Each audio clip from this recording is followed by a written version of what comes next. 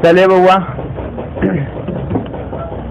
हम लोग का लेसन 4 शुरू हो रहा है। लेसन 4 का नाम है केमिस्ट्री में रासायनिक बलगतिकी। इंग्लिश में इसको कहते हैं केमिकल काइनेटिक्स। अब देखिए इस चैप्टर में पढ़ना क्या है ये बात अब समझिए। इस चैप्टर में हम लोग को पढ़ना यही है ना बउआ कि रासायनिक अभिक्रिया जब होती है न, तो वो किस स्पीड से होती है, उसका दर क्या है। जैसे उदाहरण के लिए है न, अगर हम अम्ल और क्षार को मिलाते हैं तो क्या बनता है, लवण और जल। तो किस स्पीड से बन रहा है, समझ रहा है ना। जैसे कि लवण और जल किस स्पीड से बन रहा है अम्ल और क्षार से। उदाहरण के लिए यहाँ पर ऐसे समझिए कि हम लोग कोई भी जब अभिक्रिया कराते हैं तो अभिकारक होता है और क्या होता है, अभिकारक होता है और क्या होता है, उत्पाद। यानी कि अभिकारक को आर से सूचित कर रहे हैं यहाँ पर ही, और प्रोडक्ट को पी से।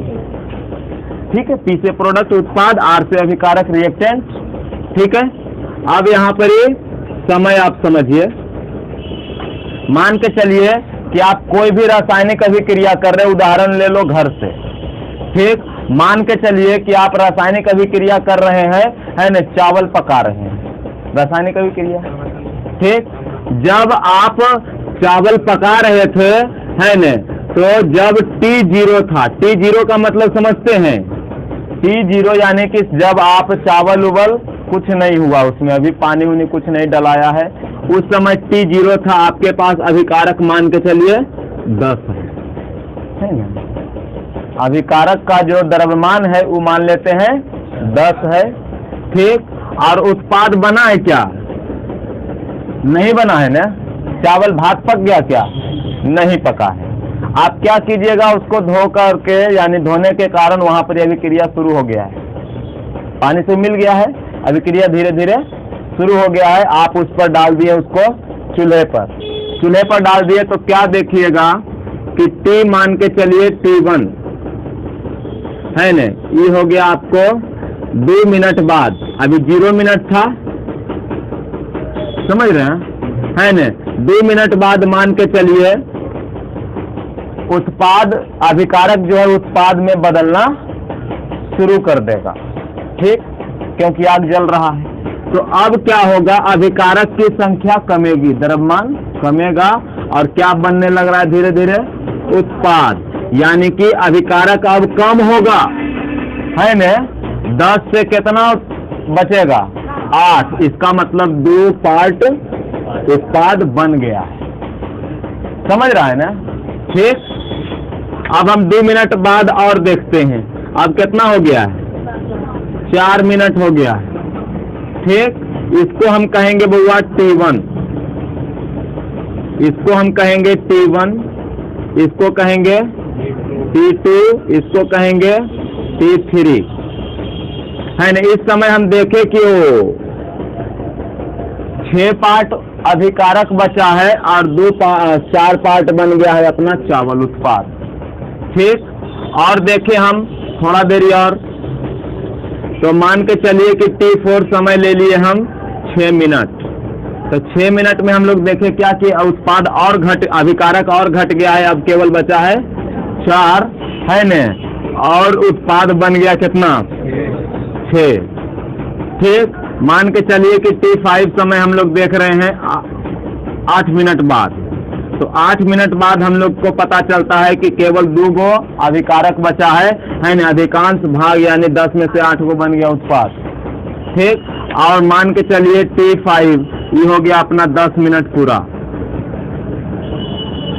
समझ रहे, 10 मिनट पूरा हो गया। अब यहाँ पर ही अभिकारक क्या बचा है, 0, और कुल के कुल बन गया है, उत्पाद बन गया है कुल का कुल, समझ रहे हैं ना। ठीक, तो अब इस लेसन में क्या पढ़ना है, इस लेसन में पढ़ना है कि जब अभिकारक से उत्पाद बन रहा था, है न, ठीक, तो किस हिसाब से परिवर्तित हो रहा था। यानी कि चैप्टर का नाम है रासायनिक बलगतिकी। जब कोई रासायनिक अभिक्रिया होती है न, ठीक। तो रासायनिक अभिक्रिया की दर किस स्पीड से होती है, और साथ में रासायनिक अभिक्रिया की दर को प्रभावित करने वाले कारक, यहाँ पर प्रभावित करने वाला कारक क्या था बउआ? अगर तुम आंच धीमे कर देता चूल्हा का, है न, आंच धीमा कर देता, समझ रहा है ना, तो देरी लगता, ऐसे 10 मिनट में बन गया, समझ रहे हैं? ठीक।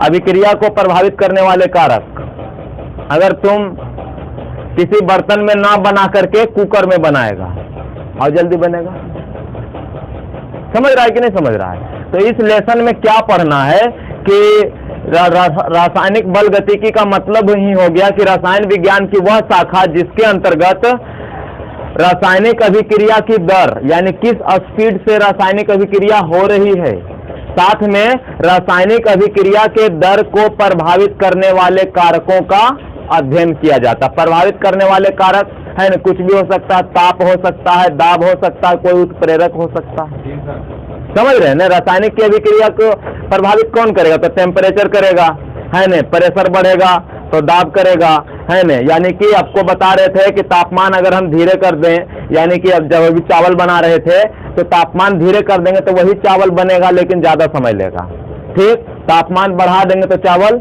जल्दी बन जाएगा।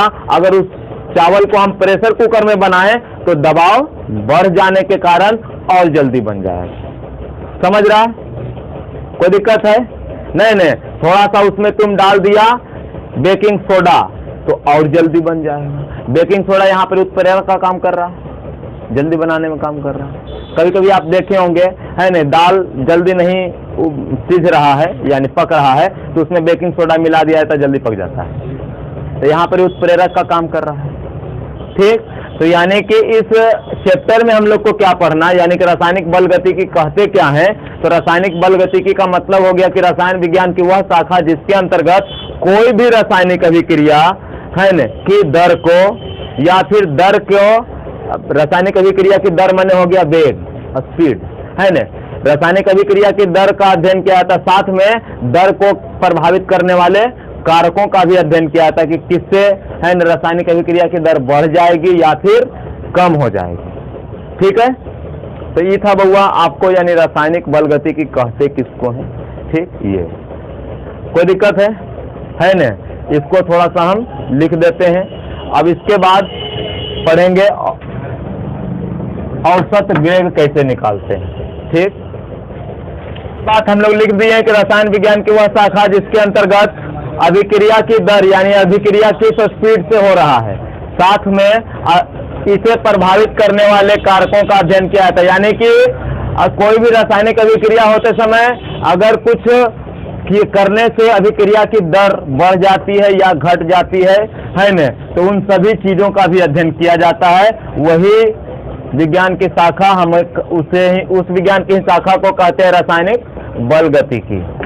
अब इसमें सबसे इंपॉर्टेंट पॉइंट धीरे धीरे शुरू हो रहा है बउआ, VVI क्या है न? क्वेश्चन आपसे इस तरीके से आएगा कि रासायनिक अभिक्रिया के औसत वेग को परिभाषित करें, ठीक है ना। क्वेश्चन आपका इसी तरीके से रहेगा, रासायनिक अभिक्रिया के औसत वेग को परिभाषित करें। औसत वेग को परिभाषित करें, क्वेश्चन इसी तरीके से रहेगा। यानी कि रासायनिक अभिक्रिया का औसत वेग किसे कहते हैं, अब समझना है। अभी बउआ कितना सिंपल एग्जांपल हम लिए थे कि मान के चलिए कोई अभिकारक है न, और वो 10 भाग है, यानी कि मान के चलिए 10 ग्राम है उदाहरण के लिए, और जब आप अभिक्रिया करा रहे हैं, है न, तो वो धीरे धीरे उत्पाद में बदलेगा, धीरे धीरे उत्पाद में बदलेगा, ठीक। तो यहां से यहां तक आने में क्या परिवर्तन हो रहा है बाबू? सांद्रता में परिवर्तन हो रहा है, ध्यान से समझिए। अभी तक ये क्या था? चावल था, इसकी सांद्रता अलग है। अभी बन गया ये भात, यानी पका हुआ सीझा हुआ भात, तो इसकी सांद्रता अलग है न, यानी कि इसमें जल का भाग अलग था। चावल पकाते समय हम लोग क्या करते हैं? चावल के अंदर जल को भेजते हैं, यही काम करते हैं ना। तो यहाँ पर इस चावल में जल की सांद्रता कम थी, है न, और उत्पाद बनते बनते जल की सांद्रता बढ़ गई, यानी उसके अंदर जल समा गया है। तो क्या होता है, कोई भी रासायनिक अभिक्रिया जब होती है तो क्या होता है, सांद्रता में परिवर्तन। इधर भी सांद्रता में परिवर्तन होगा और इधर भी सांद्रता में परिवर्तन, दोनों में परिवर्तन होता है। ठीक, तो मान के चलिए सांद्रता में परिवर्तन जो होता है वो तो होता ही है, साथ में जो भी समय लिया जाता है उसको भी ध्यान में रखा जाएगा।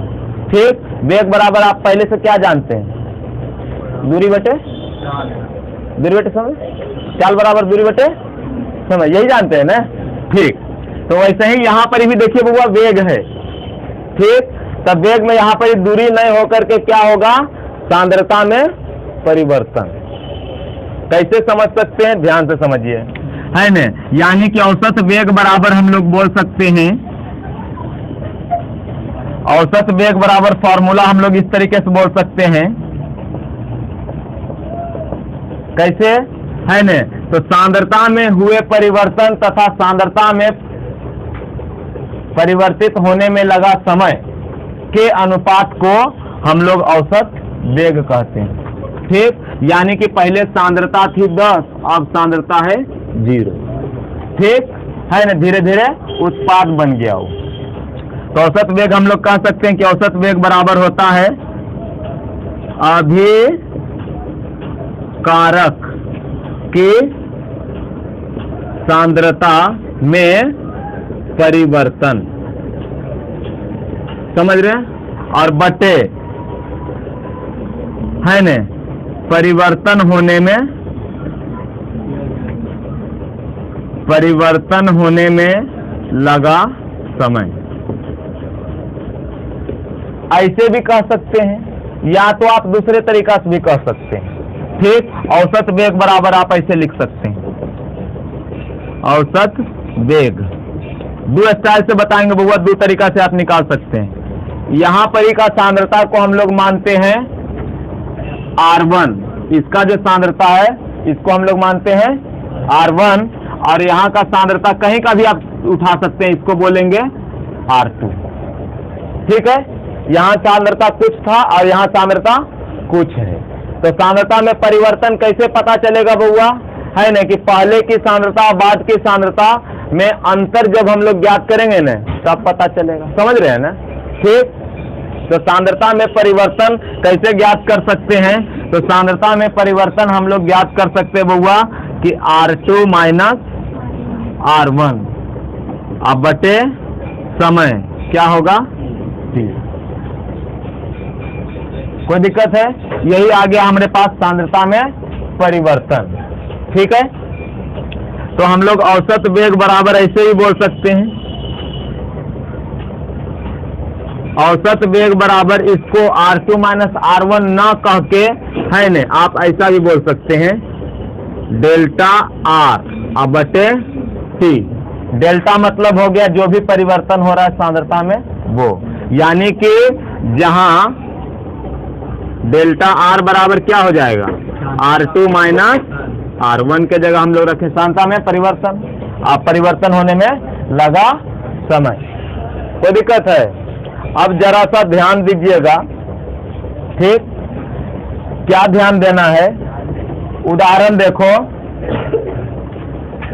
शुरुआती समय में अभिकारक रहेगा, है न, उसकी सांद्रता बाद में, यानी कि जब अभिक्रिया हो रही है न, तो सांद्रता बढ़ेगा कि घटेगा, सांद्रता बढ़ेगा कि घटेगा, ये बताओ। शुरुआती में सांद्रता अभी हमारे पास 10 था, है न, और वो अभिकारक धीरे धीरे उत्पाद की तरफ बनेगा, है न, उत्पाद बनेगा तो उसकी सांद्रता में वृद्धि होगी कि कमी होगी, कमी होगी। ठीक, तो देखो यहाँ पर अगर तुम R2 में से R1 घटाएगा तो रिजल्ट क्या रहेगा, माइनस में। तो क्या वेग कभी भी माइनस में हो सकता है, वेग कभी भी माइनस में नहीं हो सकता है, यानी कि जब हम लोग अभिकारक के हिसाब से लेंगे, है न, अभिकारक के हिसाब से लेंगे तो एक्स्ट्रा माइनस आगे लगा के चलना है, समझ रहा है ना, एक्स्ट्रा माइनस आगे लगा के चलना है। और यही अगर उत्पाद के स्टाइल में बनाते, दूसरा स्टाइल में भी कह सकते हैं, कैसे कह सकते हैं, है न, ऐसे उत्पाद के सांद्रता में परिवर्तन बटे परिवर्तन होने में लगा समय। एक स्टाइल ये है और एक दूसरा स्टाइल से ऐसे भी हम लोग कह सकते हैं कि औसत वेग बराबर हो जाएगा उत्पाद के सांद्रता में परिवर्तन और बटे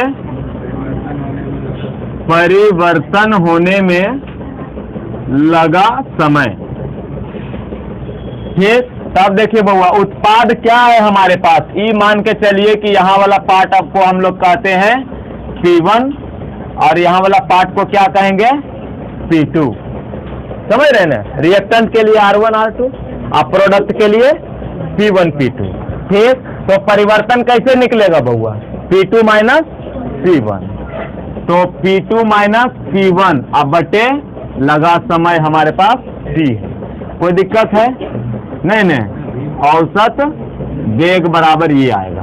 अब देखो इसमें हमको माइनस लगाने का जरूरत नहीं पड़ेगा, नहीं, काहे कि इधर सांद्रता बढ़ेगा उत्पाद का, और जब P2 में से P1 घटाएंगे तो रिजल्ट प्लस में आएगा, जबकि यहाँ पर वैसा नहीं थी, क्योंकि इधर सांद्रता में कमी हो रही थी, है न, इधर घटाएंगे तो रिजल्ट निगेटिव देगा। अब वेग कभी भी निगेटिव नहीं होता, समझ रहे हैं ना। ठीक, इसलिए उस निगेटिव को खत्म करने के लिए हम एक्स्ट्रा माइनस दिए, इसमें कोई एक्स्ट्रा माइनस नहीं लगेगा, क्योंकि इधर तो सांद्रता बढ़ रही है ना, 8 में से आप 2 घटाइए, 8 में से 4 घटाइए तो प्लस रिजल्ट रहेगा, तो इधर कोई माइनस लगाने का जरूरत नहीं है ना। माइनस लगाने का जरूरत है जब अभिकारक के स्टाइल में बता रहे हैं, तब उत्पाद के स्टाइल में बता रहे हैं तो माइनस नहीं लगाना है। आप ऐसे ही बोल सकते हैं कि औसत वेग बराबर होगा, है न, डेल्टा T बटे T। कोई दिक्कत है, और जहां है न, जहां डेल्टा P बराबर क्या हो जाएगा P2 माइनस P1। कोई दिक्कत है समझने में, कोई परेशानी नहीं न है। चलिए, ये हो गया हमारे पास औसत वेग। अब मान के चलिए बउआ परिभाषा आपको लिखना है न, तो आप ये वाला स्टाइल से भी बता सकते हैं सूत्र, वो वाला स्टाइल से भी बता सकते हैं सूत्र। हमको तो बताना है सब कुछ, तो सब कुछ बताते हैं हम। ठीक, कि औसत वेग कहेंगे किसको, औसत वेग ऑलरेडी इधर बताएं, समझ में आ रहा है सबको। ये सब बउआ इस चैप्टर का सबसे बेसिक पॉइंट है, समझना जरूरी है। शुरू वाला पार्ट नहीं समझिएगा, आगे चैप्टर में क्या चल रहा है न, पता नहीं चलेगा। शुरू वाला समझा हुआ रहेगा, आगे एकदम मक्खन है, इजी लगेगा। ठीक, शुरुआत यहीं से होता है चैप्टर का। ठीक, अब देखिए औसत वेग हम लोग ज्ञात कैसे किए, है न, तो हम लोग सीधे कहे कि अभिकारक की सांद्रता में परिवर्तन या फिर उत्पाद की सांद्रता में परिवर्तन और परिवर्तन होने में लगा समय के अनुपात को उस रासायनिक अभिक्रिया का औसत वेग कहते हैं। समझ रहा है ना। ठीक, दोनों स्टाइल में हम लोग बता सकते हैं। ठीक, तो लिख दें क्या, और समझाने के लिए यहाँ पर हम आपको एक उदाहरण लिए ताकि बढ़िया समझ जाइए। ठीक, तो लिख देते हम लोग कि अभिकारक किसी रासायनिक अभिक्रिया में, किसी रासायनिक अभिक्रिया में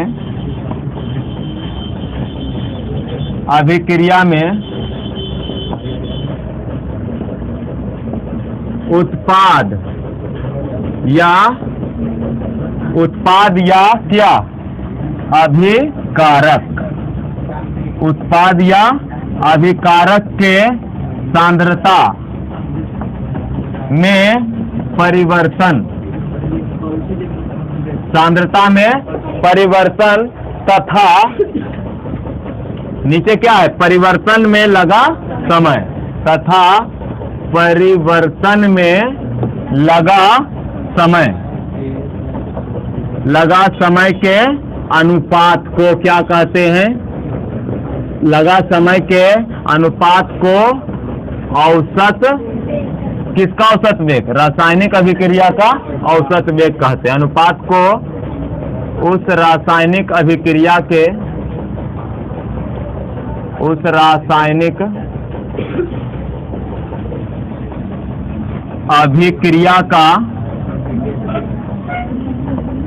औसत वेग कहते हैं। समझ रहे हैं? है न? माना कि कोई अभिक्रिया में R से P बन रहा है, R अभिकारक से P उत्पाद बन रहा है, यही आपको बताए थे। वो लाइन भी लिख देते हैं, उसके बाद फटाफट यहां से आप वहां तक बता सकते हैं। ये बात बोल देते हैं कि माना कि किसी रासायनिक अभिक्रिया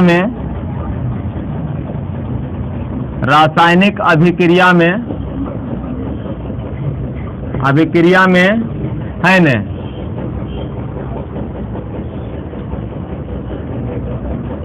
अभिकारक R से उत्पाद क्या बन रहा है? उत्पाद P बनता है या फिर बनता है, तो औसत वेग बराबर आप कह सकते हैं अभिकारक की सांद्रता में परिवर्तन और बटे परिवर्तन होने में लगा समय, वही औसत वेग कहलाएगा। अब ये R1 R2 समझ गया कहां से लाए हुआ है न? काहे कि हर क्षण सांद्रता में परिवर्तन होते रहेगा, है न? मान लिया कि जब तुम 4 मिनट चावल चढ़ा दिया, 4 मिनट बाद देखेगा तो उस समय चावल का सांद्रता कुछ अलग रहेगा, है न? इसीलिए हर बार सांद्रता अलग होगा, तो जिसके बीच में हम लोग देख रहे हैं उसी में परिवर्तन की बात होगा। तो वही का हम लोग कह दिया R2 - R1। और अगर हम लोग अभिकारक से चलेंगे तो माइनस एक्स्ट्रा लगाएंगे, बताएं। उत्पाद से चलेंगे तो माइनस एक्स्ट्रा नहीं लगाते हैं। क्लियर? ये सबसे बेसिक पॉइंट है। अगर ये बात समझा हुआ है न? अगर ये बात समझा हुआ है तो आगे जो हम लोग पढ़ेंगे है न, कोई परेशानी नहीं होगी। कोई दिक्कत है? अभी भी आई क्वेश्चन है बउआ, 2 मार्क्स का पूछा जाता है। आप यहां से उठाइए, यहां तक कहिए। एग्जाम में आता है क्वेश्चन तो आप यहां से यहां तक बताइए, या फिर ये वाला पार्ट नहीं बता करके ये वाला पार्ट बता दीजिए। कोई भी बताइए, एक ही बात, या तो यहां से यहां तक, और नहीं तो ये वाला नहीं बताइएगा तो वो वाला बताइए। जानना दोनों जरूरी है, ठीक? काहे के आगे लेसन हम लोग को पढ़ना, ठीक? हाँ, आप सब नोट कर लीजिएगा। आइए समझने के लिए आपको बताए थे हम, ताकि हम प्रयोग कहाँ से कर रहे हैं समझ जाइए। ई लिखने का जरूरत नहीं एग्जाम में, समझ रहा है ना? ये आप समझने के लिए नोट कर सकते हैं, एग्जाम में लिखने का जरूरत नहीं। यहाँ एक बात और है, देखो, जैसे सांद्रता में जब परिवर्तन हो रहा था तो समय में भी परिवर्तन हो रहा था। R1 के समय सांद्रता T1 है और R2 के समय सांद्रता T4 है, यानी मिनट बढ़ रहा घट रहा, ठीक? तो इसलिए समय के भी परिवर्तन में जितना भी जिस बीच में निकाल रहे हैं उसके लिए हमको यहाँ पर R1 के लिए समय T1 है न, और R2 के लिए समय T2 - T1, ठीक? तो ये परिवर्तन के लिए हम लोग ऐसा कहते हैं, सांद्रता में परिवर्तन डेल्टा लगाए तो ये भी डेल्टा लगा देंगे, ठीक न? और कोई नहीं, बात वही है। यहाँ भी P1 के समय अलग टाइम था और P2 के समय अलग टाइम है, तो यहाँ भी हो जाएगा अपने पास T2 - T1, ठीक है? समय हमको कैसे निकलेगा? तो समय घटाएंगे तब ना, ठीक? यानी उस समय सांद्रता क्या था, इस समय सांद्रता क्या है, अब बटे यहाँ भी डेल्टा T आप कह सकते हैं।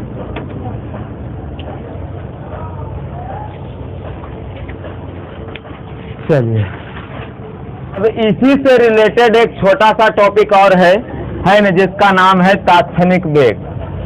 अभी हम लोग पढ़े थे औसत वेग, है न, 2 स्टाइल से दिखा सकते हैं, और अभी हम लोग पढ़ रहे तात्क्षणिक वेग। तात्क्षणिक वेग किसको कहेंगे बउआ? ध्यान से समझो, एक एग्जाम्पल से भी समझेंगे, दूसरा वाला एग्जाम्पल से भी समझेंगे। पहले दूसरा वाला एग्जाम्पल, फिर इस पर आते हैं। मान लिया जाए, है न, आप अपने मामू के यहाँ जा रहे हैं, मामा, ठीक? आप बाइक से जा रहे हैं, ठीक? तो आप घर पहुंचे तो आपके मामा जी पूछे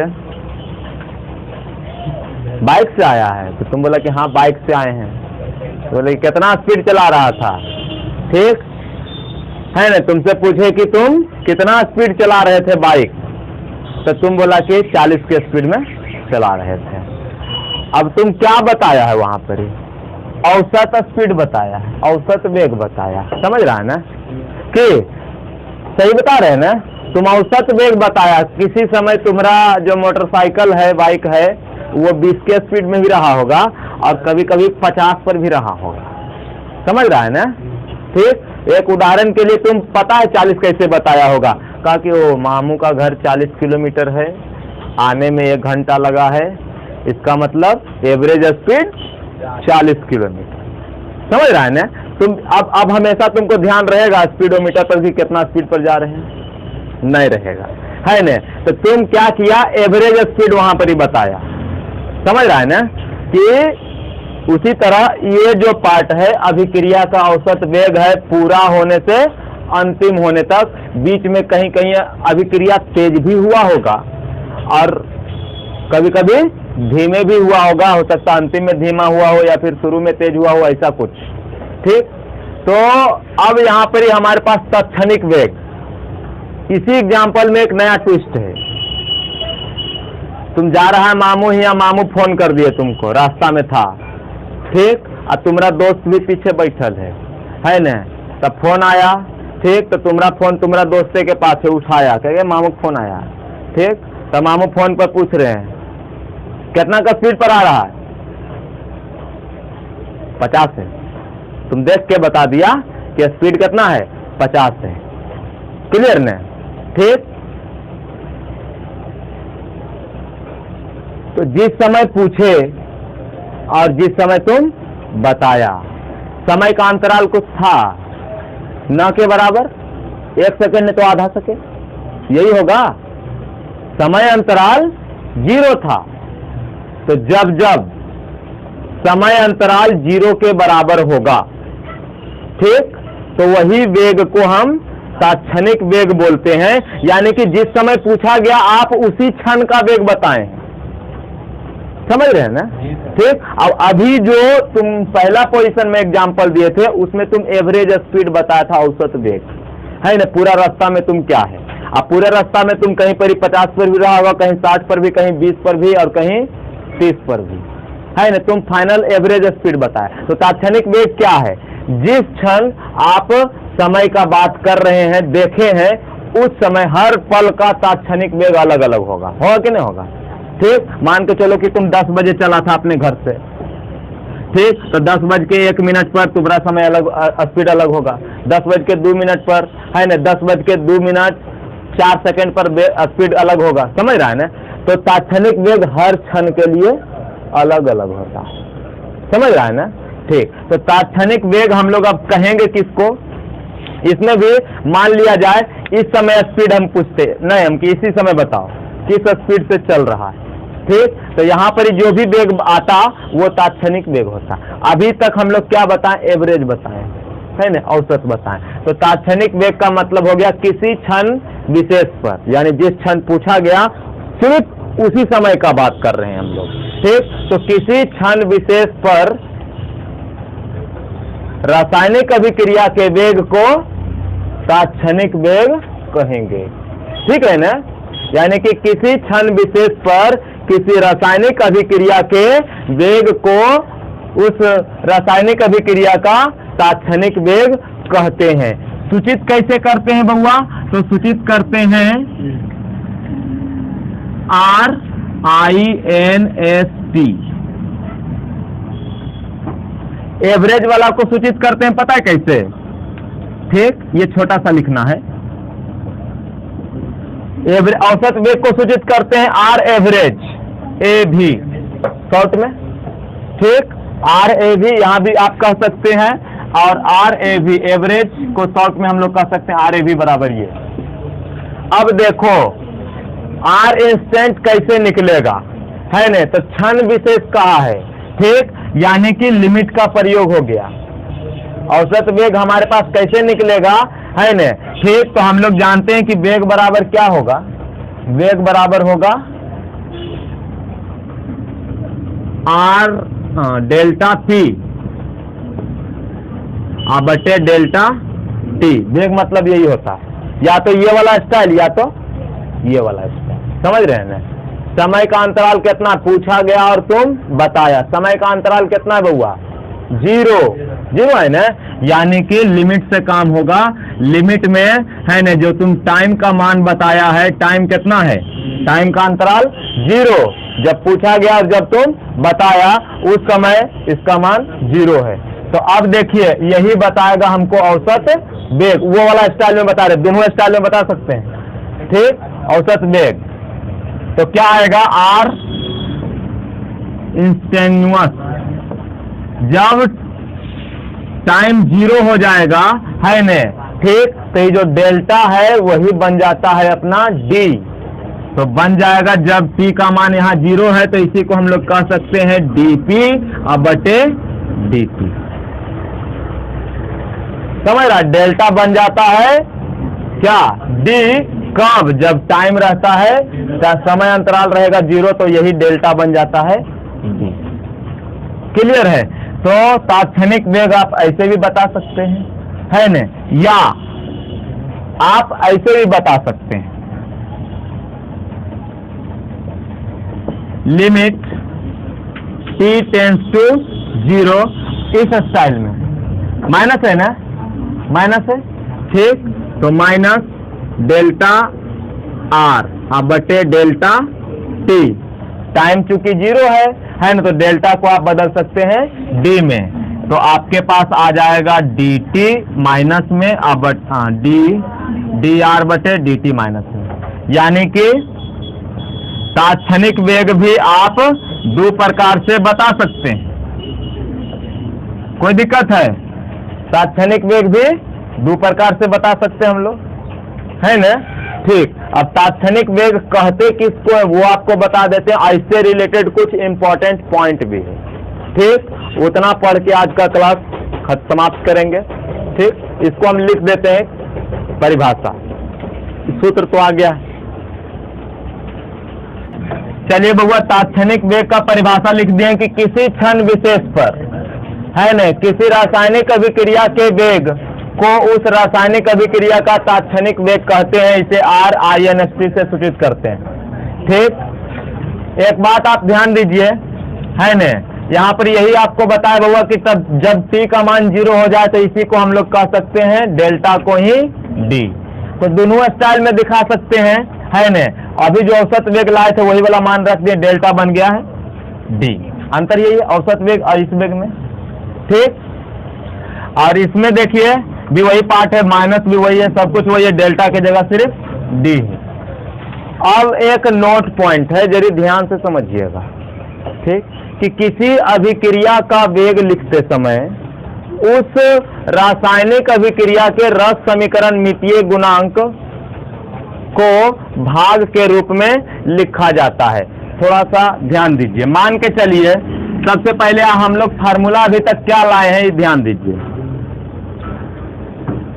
हम लोग लाए हैं बउआ आर एवरेज, यानी कि औसत वेग, नहीं,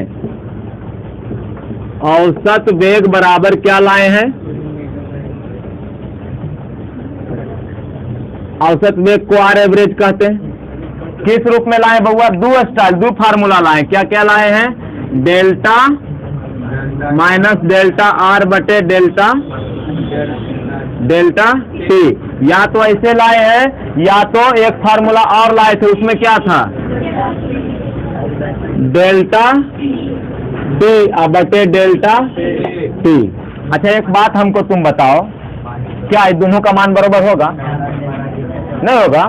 जिस हिसाब से उत्पाद घट रहा है, अभिकारक की सांद्रता घट रही है, उसी स्पीड से न उत्पाद बन रहा है। समझ रहा है कि नहीं? मान लिया जाए जब तुम चावल पका रहा था तो जिस हिसाब से चावल भात में बन रहा था, भात बन रहा था ना, तो चावल का जो परिवर्तन हो रहा था भात में, ठीक, तो परिवर्तन चावल से जब भात बन रहा था तो चावल की सांद्रता में जो जिस हिसाब से परिवर्तन घट रहा था सांद्रता, उसी हिसाब से इधर सांद्रता बढ़ रहा है ना। उदाहरण नहीं समझा? यहाँ 10 से हुआ था 8, यहाँ 0 से हुआ था 2, इधर कमी कितना हुआ था 2, उधर बढ़ा था कितना, समझ रहा है ना। इसको माइनस कमी हो रहा था, इसको इसके लिए माइनस लगाए थे हम दूर करने के लिए, तो दोनों पट्टी का रिजल्ट बराबर होगा। 2 स्टाइल से वेग निकालेंगे तो दोनों स्टाइल से वेग का आंसर जो है सेम टू सेम ही आना चाहिए। क्या आर के हिसाब से निकालेंगे अलग आएगा, पी के हिसाब से निकालेंगे अलग आएगा, दोनों सेम में आएगा। ठीक, अब समझिए कि रस समीकरण मितीय गुणांक को कैसे लिख सकते हैं, यानी कि औसत वेग को इस स्टाइल में लिख सकते हैं और तात्क्षणिक वेग को कैसे लिख सकते हैं। अब इस पार्ट को क्लियर करते हैं, वो सारा फार्मूला लिख देते हैं। तात्क्षणिक वेग को कहते हैं RINST।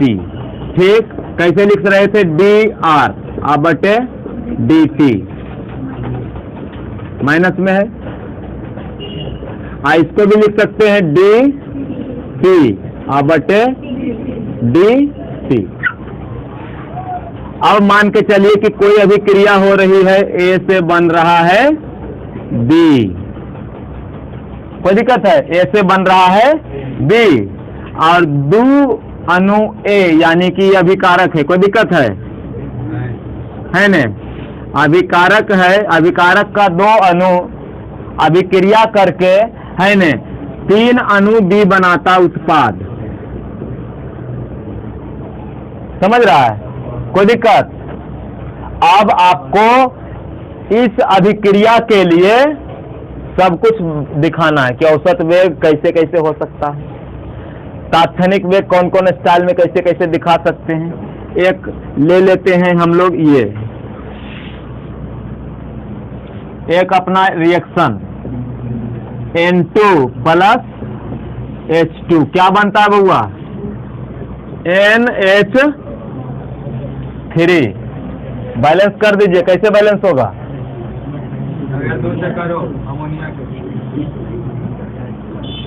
है ना, यहाँ 2 से करेंगे तो N2 हो गया क्लियर, और 3 दूनी 6 हो गया तो यहाँ 3, क्लियर है ना। ठीक है, आगे बढ़िए।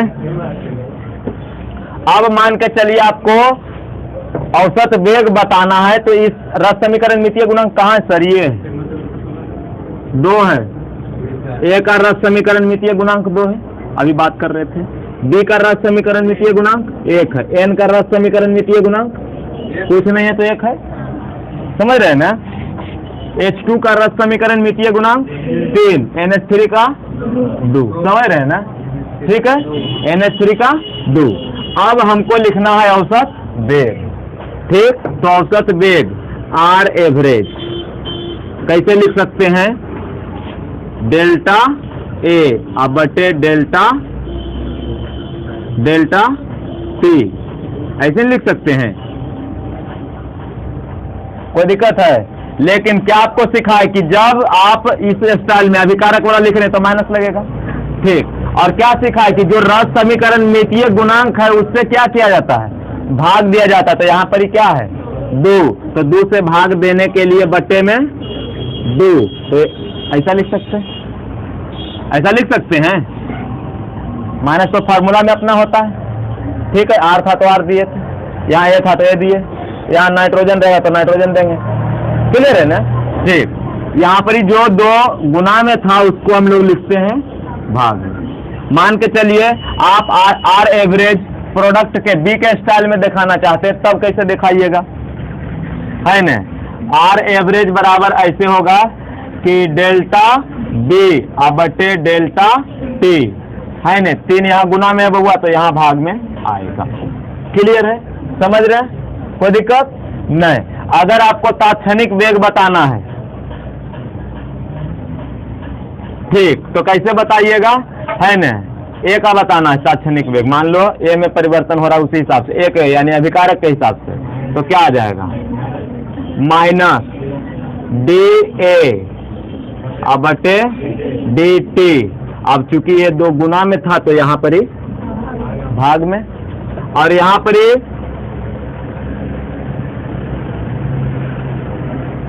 B के स्टाइल में दिखा रहे हैं तो DB बटे DT, और यहाँ 3 गुना में था तो 3 भाग में, समझ रहे हैं। क्या आप इसको बना सकते हैं, इसको बना सकते हैं, तीनों से दिखा सकते हम लोग, यानी कि औसत वेग अगर हम लोग कहेगा आर एवरेज ज्ञात करने के लिए तो एन के स्टाइल में भी दिखा सकते हैं, एच के स्टाइल में भी दिखा सकते हैं, ठीक।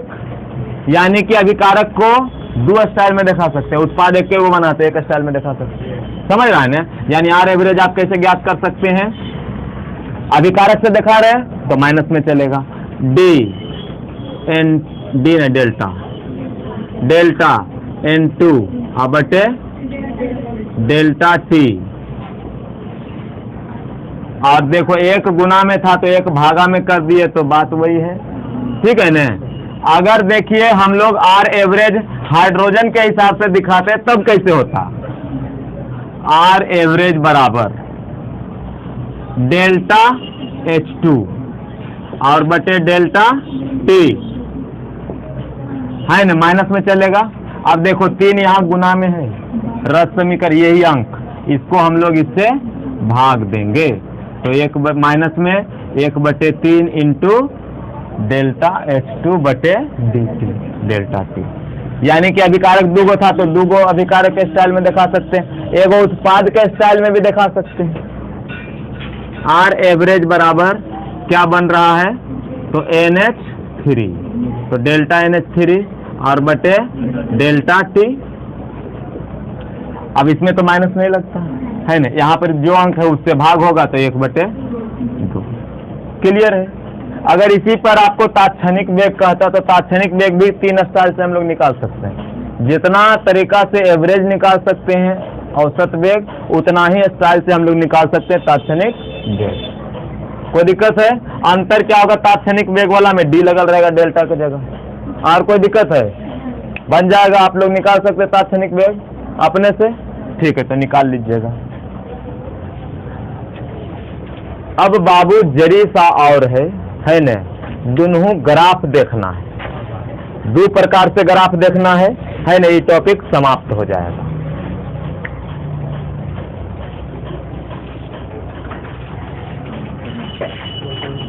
चलिए बालक, अभी बस ग्राफ के रूप में देख लेते हैं, है न। यानी कि अभिकारक जब परिवर्तित हो रहा है न समय के साथ, ठीक सांद्रता में परिवर्तन हो रहा है, तब ग्राफ कैसा बनेगा। ये मान लीजिए बउआ, ये अक्ष हमको बता रहा है, ये अक्ष बता रहा है हमको समय, कोई दिक्कत है? समय इधर बताया जा रहा है और इधर बताया जा रहा है बउआ अभिकारक की सांद्रता, अभिकारक की सांद्रता, ठीक। यहाँ टाइम 0 है और इधर टाइम t, समझ रहा है ना।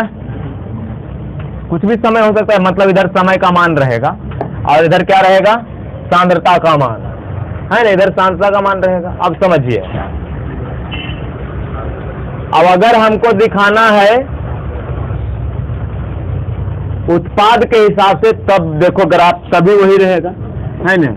ग्राफ जब बनेगा, है ना, तब उसमें परिवर्तन होएगा। इधर रहेगा अपना समय, ठीक, और इधर रहेगा किसका सांद्रता, उत्पाद की सांद्रता।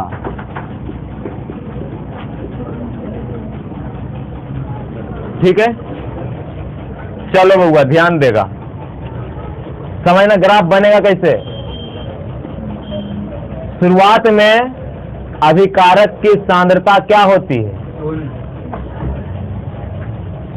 सबसे ज्यादा होता है। शुरुआत में अभिकारक की सांद्रता सबसे ज्यादा होती है, और जब उत्पाद बनने जा रहा होता है ना, अभिक्रिया के अंतिम में अभिकारक की सांद्रता कम होते जाती है। यही होता है ना। शुरुआत में हमारे पास कच्चा चावल ढेर सारा था, और जब अंतिम सीटी मार दिया कुकर, है ना, उस समय कच्चा चावल बचा था क्या, नहीं, तो सांद्रता 0 होती है। कब, जब अभिक्रिया समाप्त होने वाली होती है उस समय अभिकारक की सांद्रता 0, और जब अभिक्रिया शुरू होने वाली होती है उस समय अभिकारक की सांद्रता सबसे ज्यादा होता है। ठीक, यानी कि अभिकारक का मान सबसे ऊपर में रहेगा, सबसे ज्यादा। और जब अभिक्रिया समाप्त होगी तो अभिकारक का सांद्रता कम होगा, लेकिन उस समय तक समय भी बीत जाएगा, टाइम बढ़ेगा तब नहीं बढ़ेगा। तो इसका जो ग्राफ होता है वो इस तरीके से होता है। समझ में आ रहा है? यानी कि शुरुआती समय में अभिकारक सबसे ज्यादा है और समय बीतते के साथ साथ अभिकारक में क्या हो रहा है नहीं, अभिकारक के सांद्रता में कमी हो रहा है। अभी कोई मान होता है ना तब बनाते ग्राफ, लेकिन अभी कोई मान नहीं है, समझने के लिए हम लोग इस तरह प्रयोग कर सकते हैं। ठीक, कि ग्राफ बनाएंगे, मान लो यहाँ टाइम t1 है, यहाँ टाइम t2 है, टाइम t3 है, जो भी है समय वो दिया है, इधर हमारे पास सांद्रता दिया, तो सांद्रता इस बिंदु और इस बिंदु को मिलाएंगे तो उसी तरह से ग्राफ ये वाला बनेगा। ठीक, ये जो ग्राफ बता रहा है, कौन सी बता रहा है बाबू? ये बता रहा है आर एवरेज, समझ रहे हैं? औसत वेग को बता रहा है ये ग्राफ, आर एवरेज को, यानी कि माइनस डेल्टा आर अब बटे डेल्टा टी। समझ रहे हैं? ये ग्राफ है। अगर आपको क्वेश्चन आ जाए है न कि अभिकारक की सांद्रता समय के साथ परिवर्तित होती है तो उसका ग्राफ कैसा होता है, तो वाई अक्ष में सबसे उच्चतम मान होता है और एक्स अक्ष में है न सांद्रता का मान सबसे कम होता है। मतलब जैसे जैसे हम लोग समय बीतता है अभिकारक की सांद्रता कम होती जाती है, यानी कि ऐसा होता है, कर्व वक्र आकार का होता है, जो कि ग्राफ की ऊंचाई समय के बढ़ते के साथ साथ घटती है न। समय 0 था उस समय ग्राफ सबसे ऊंचा था, टाइम बढ़ते गया ग्राफ क्या होते गया, नीचे होते गया, है न। यानी समय बढ़ने के साथ साथ ग्राफ की ऊंचाई घटती जाती है। कब? जब अभिकारक की सांद्रता में परिवर्तन होता है तब। और जब उत्पाद की सांद्रता में परिवर्तन होगा तो जस्ट इसका उल्टा। अभी बउआ समय 0 है, बताओ कितना उत्पाद बनेगा? उत्पाद कुछ बना? चावल में तुम पानी डाला, कच्चा चावल में पक गया, नहीं पका, उस समय पकवे नहीं किया तो उस समय सांद्रता था अपना 0। और समय बढ़ते के साथ साथ चावल बनना तैयार हो जाएगा, पकना तैयार हो जाएगा, है न। यानी भात बनना तैयार हो जाएगा तो उस समय एक समय आएगा, है न, कि उसकी सांद्रता सबसे अधिक होगी। समझ रहा है ना? उत्पाद की सांद्रता, उत्पाद सबसे ज्यादा बन जाएगा समय बीतने के साथ साथ। जस्ट इसका उल्टा, ये ऊपर से नीचे की ओर गया, ये नीचे से ऊपर की ओर गया। क्लियर है? ये हमको क्या बता रहा है बाबू? तो ये बता रहा है आर एवरेज, यानी कि डेल्टा पी और बटे डेल्टा टी। अब आपको लग रहा होगा कि सर अगर हमको इसमें दिखाना है तात्क्षणिक वेग वाला बात, तब कैसे दिखाएं? समझ रहा है ना? अगर आपको तात्क्षणिक वेग दिखाना है तब हम कैसे दिखाएंगे सर? ठीक, अब मान लिया जाए, कहेगा कि सर यहाँ पर इस सांद्रता जो है वो मान के चलिए कि हमारे पास R1 है और यहाँ पर जो सांद्रता है वो हमारे पास R2 है।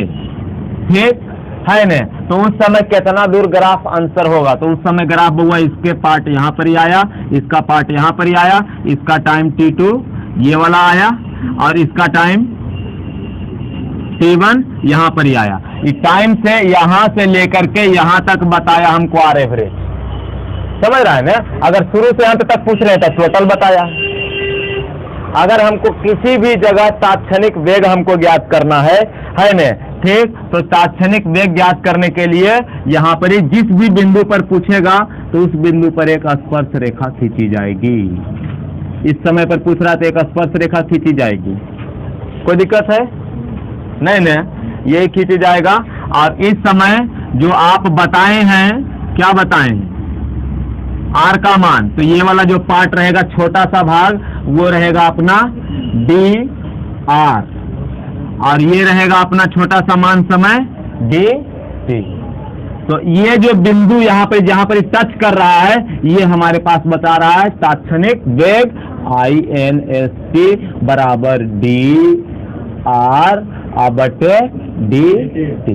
इसमें भी वैसे होता है ना, इसमें भी वैसे ही होता है ना। मान के चलो ये पूरा अगर आप बता रहा है, अगर हमको कोई निश्चित समय में बोल दिया कि नहीं यहाँ पर टाइम है आपका T1 और यहाँ पर टाइम है आपका T2 और इस सिचुएशन में यहाँ पर सांद्रता है इसका R1 और इसका सांद्रता है R2, तब कैसे होगा?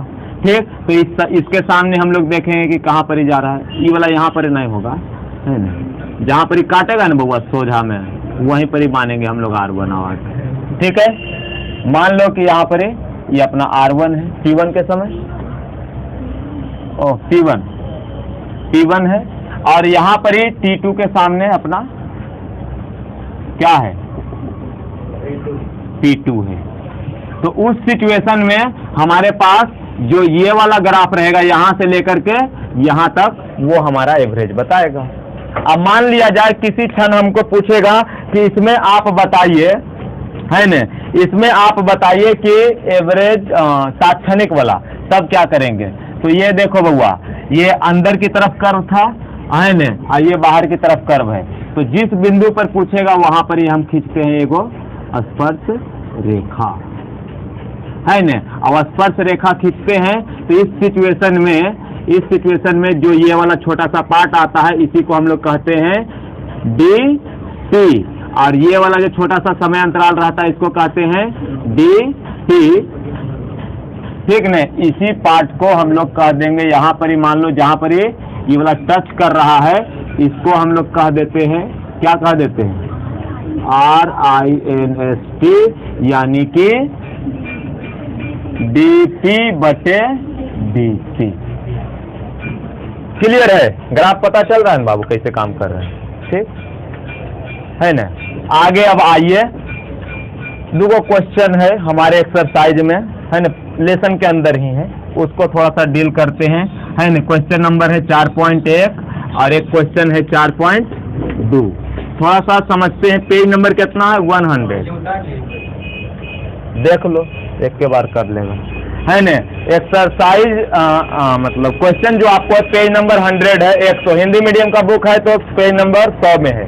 कहता है कि कोई रिएक्शन हो रहा है, कैसा हो रहा है? R से बन रहा है ठीक, R से बन रहा है P, और इसमें बताया है अभिकारक की सांद्रता कितना दिया बउआ? अभिकारक की सांद्रता कितना दिया है? 0.03, यानी R1 का मान दिया है कितना? 0.03 मोल, है मोलर। ठीक, और 25 मिनट बाद समय कितना दिया बउआ? 25 मिनट। ठीक, आगे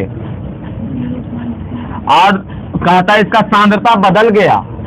तो पता है ना कि जब R के हिसाब से काम हो रहा है तो सांद्रता घटेगा ना। तो देखो शुरू में इतना दिया था तो अब की मान और घटा दिया है। कितना दिया है? 0.02 m। समझ रहा है ना? ठीक है, अब देखो तुमको पता चलेगा कि काहे लगी हम लोग माइनस दिए थे, है ना। हमको R एवरेज निकालना है, तो R एवरेज बराबर हम लोग जानते हैं डेल्टा R बटे डेल्टा T। और डेल्टा R का मतलब पता है ना? डेल्टा R का मतलब क्या होता है? R2 माइनस R1, माइनस में होता है जापरी आगे भी, और बटे DT। आप मान रख दीजिए R2 का मान कितना है? 0.02 माइनस 0.03, अब बटे समय कितना बताया बउआ? 25 मिनट। चलिए हल कर दीजिए, घटा दीजिएगा तो कितना आ जाएगा? 0.01। आई माइनस में आएगा नहीं, आई बाहर भी एगो माइनस है, तो यही माइनस को खत्म करने के लिए हम लोग डाले थे यह। ठीक, तो आंसर हमारे पास क्या आएगा पता है? आंसर आएगा 0.01 m प्रति मिनट बटे 25। क्लियर है ना? कोई दिक्कत है? आप इसको पॉइंट में भी बदल सकते हैं, ठीक, नहीं तो इतना पर भी आंसर है। मिनट में बोला था तो मिनट में रहने दिए। अब देखो थारो दो आंसर पूछ रहा बउआ, मिनट के हिसाब से ऐसे पूछ रहा है ना। आप भाग भी कर सकते हैं, कोई दिक्कत है? मन करेगा तो आप भाग दे के भी मान ज्ञात कर सकते हैं। और अगर हमको सेकंड में कहता तो सेकंड में सांद्रता कैसे निकालते हैं? ठीक, सेकंड में हमको निकालना होता कैसे निकालते हैं? मिनट को बनाते किस में? सेकंड में, है ना? तो 0.01/25 मिनट है सेकंड में बनाने के लिए 60 से गुना। ठीक, तो हमारे पास आया था 0.01/25 छक 150, 150 यानी 1500 सेकेंड। आप पॉइंट खत्म करके 0 यहाँ दे भी सकते हैं। ठीक, ये पॉइंट समाप्त हो गया। तो आप 1 इतना हल कर सकते हैं, है ना? इसको भी हल किया जा सकता है, पता है कि नहीं? हल करेंगे तो क्या आएगा? आप ऐसे लिख सकते हैं। कैसे लिख सकते हैं? ध्यान दो, 1/15 गुने 10⁻⁻4। 1 को 15 से भाग दे सकते हैं, दीजिए, क्या आएगा? 15 छक 90, है ना? तो 0.6 है ना, 0.06 आएगा। ठीक, और फिर 10 15 यही आएगा। ठीक है, इतना पर मान दे सकते हैं, है ना? बड़का m प्रति सेकेंड। वैसे ही इसको आप हल कर सकते बउआ, इसको मिनट में देना, है ना? ये मिनट उतना ही रह जाएगा। इसको आप आगे हल करिएगा तो ऐसे होगा, पॉइंट खत्म कर दिए तो 2/25 पर 00, है ना? आप इसको ऐसा लिख सकते हैं 1/25 और गुने 10⁻⁻2। और आगे हल कर सकते हैं तो 1 को 25 से भाग कीजिएगा तो 25 चौका 100, तो 0.04। यहाँ पर ही नहीं दिए इसमें, गुने 10⁻⁻4। अब अगर आपको और क्लियर बना के देना ना, ऊपर वाला में ध्यान से देखो, आपको पता है पॉइंट यहाँ होना चाहिए, पॉइंट यहाँ होना चाहिए। तो 2 अक्षर घटका रहे हैं तो आपको ऐसे देगा 6.0 गुने 10⁻⁻6। समझ रहा है ना कि इसमें भी वैसे ही काम करेगा। तो ये आ जाएगा 0.04 गुने 10⁻⁻2। 2 अक्षर है तो आप इसको और घटका दीजिए तो आ गया 4.0 गुने 10⁻⁴ बड़का m प्रति मिनट। समझ रहे हैं ना? काम खत्म। दूसरा बनेगा, ध्यान देगा, रुको रुको रुको, दूसरा बनाने में गलती कर देगा तुम लोग। एकरा में 1 था, एकरा में 1 था, तो यहाँ पर 1/1 असर नहीं पड़ा। समझ रहा है ना? इसमें देखो क्या कह रहा है, 4.2 में कह रहा है कि 2a से बन रहा है उत्पाद, है ना? तो 2a से बन रहा है एगो p। तो ये जो 2 है, अभी आपको सिखाया था कि रस समीकरण मितीय गुणांक से भाग होता है, तो उसमें आपको डालना पड़ेगा। बना देगा ना? चलिए, तो ठीक है, नोट कर लीजिए बउआ। मिलते हैं अगले क्लास में नए टॉपिक के साथ। 4.2 आपके लिए अपने से बनाइए।